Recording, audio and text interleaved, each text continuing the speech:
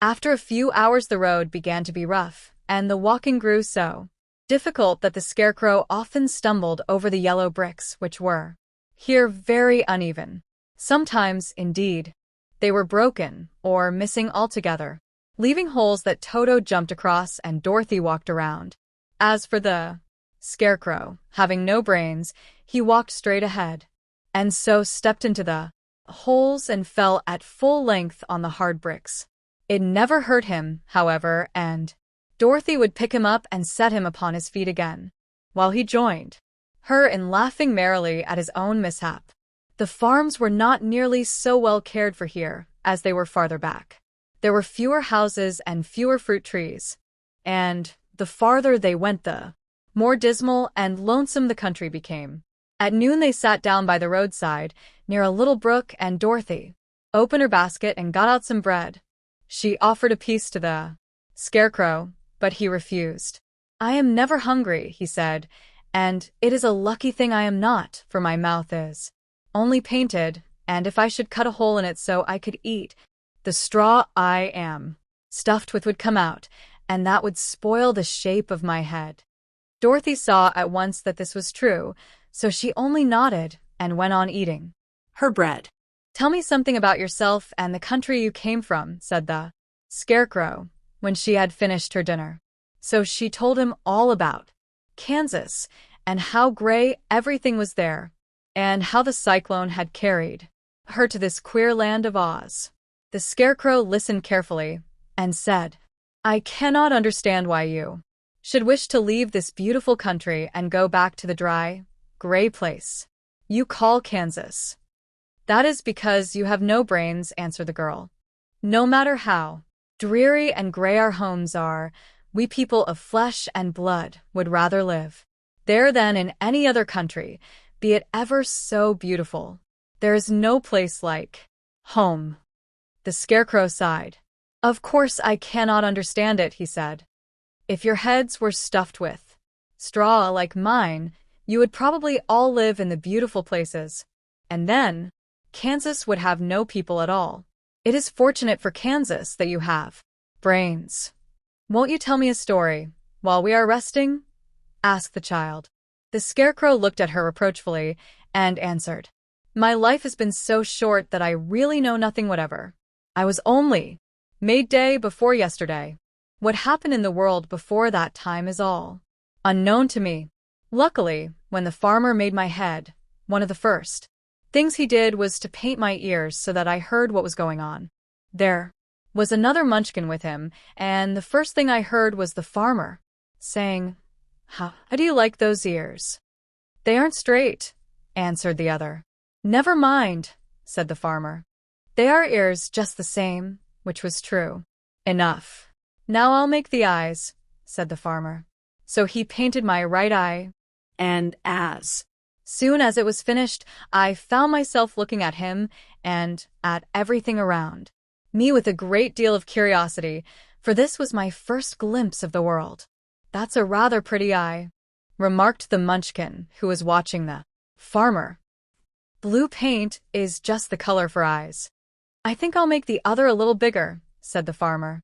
And when the second eye was done, I could see much better than before. Then he made my nose and my mouth. But I did not speak because at that time I didn't know what a mouth was for.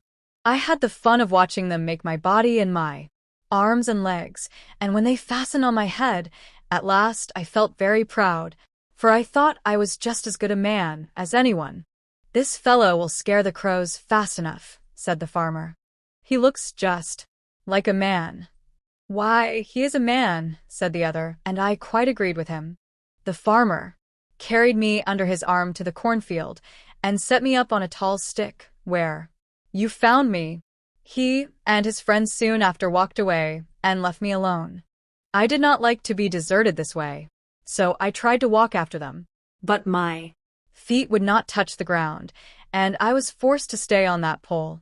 It was a lonely life to lead, for I had nothing to think of, having been made such a little while before. Many crows and other birds flew into the cornfield, but as soon as they saw me they flew away again. thinking I was a munchkin, and this pleased me and made me feel that I was quite an important person. By and by, an old crow flew near me, and after looking at me carefully, he perched upon my shoulder and said, "I wonder if that farmer thought to fool me in this clumsy manner. Any crow of sense could see that you are only stuffed with straw." Then he hopped down at my feet and ate all the corn he wanted. The other birds, seeing he was not harmed by me, came to eat the corn too, so in a short time there was a great flock of them about me. I felt sad at this, for it showed I was not such a good scarecrow after all. But the old crow comforted me, saying, "If you only had brains in your head, you would be as good a man as any of them, and a better man than some of them. Brains are the only things worth having in this world, no matter whether one is a crow or a man." After the crows had gone, I thought this over, and decided I would try hard to get some brains. By good luck you came along and pulled me off the stake.